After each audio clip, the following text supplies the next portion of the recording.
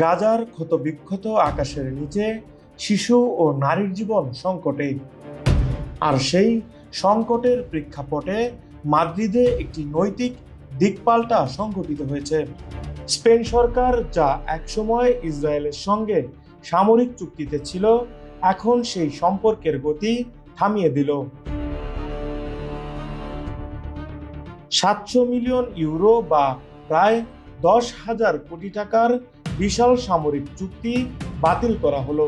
Israeli Elbit সিস্টেমসের উন্নত rocket launcher কিনতে যাওয়ার চুক্তি, কিন্তু মানবিক দায়বদ্ধতা স্পেনে অগ্রাধিকার পেয়েছে।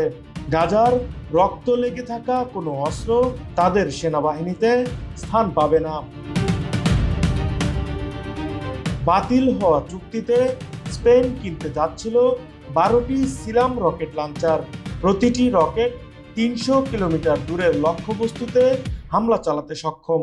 কিন্তু এত বড় প্রযুক্তিগত সুবিধার প্রলোভনকে অগ্রাহ্য করে মাদ্রিদ মানবিক অবস্থানকে অগ্রাধিকার দিয়েছে।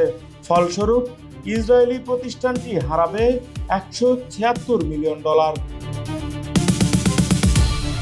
প্রধানমন্ত্রী সানচেজ বলেছেন, ইসরায়েলি সামরিক সরঞ্জাম কেনা বা বিক্রি দুইই এখন নিষিদ্ধ। নতুন আইন প্রণয়নের প্রস্তুতি চলছে, যা কার্যকর হলে স্পেনের সেনাবাহিনী ইসরায়েলি অস্ত্র থেকে পুরোপুরি মুক্ত হবে। মানবিক দৃষ্টিভঙ্গি থেকেই এই ধরনের সিদ্ধান্ত। সানচেজ স্পষ্টভাবে গাজার পরিস্থিতিকে গণহত্যা আখ্যা দিয়েছেন। তার মতে, শিশু ও নারীর নির্বিচার হত্যা কোনো রাষ্ট্রের জন্য আন্তর্জাতিক আইনের ঊর্ধ্বে নয়। স্পেনের এই পদক্ষেপ শুধু অর্থনৈতিক ক্ষতি নয়, বরং রাজনৈতিক ও নৈতিক দায়বদ্ধতার চিহ্ন।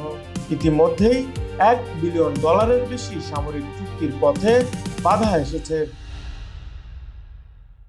স্পেন ইসরায়েল সম্পর্ক শীতল হয়ে উঠছে রাজনৈতিক, কূটনৈতিক ও সামরিক সব স্তরেই।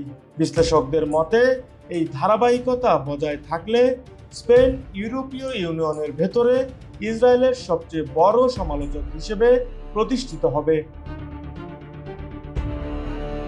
গাজার রক্তের প্রতি ন্যায়ের এই ঝাঁকুনি একসময় আন্তর্জাতিক মঞ্চে গর্জন হয়ে উঠবে, যেখানে স্পেন দাঁড়িয়েছে মানবতার পাশে,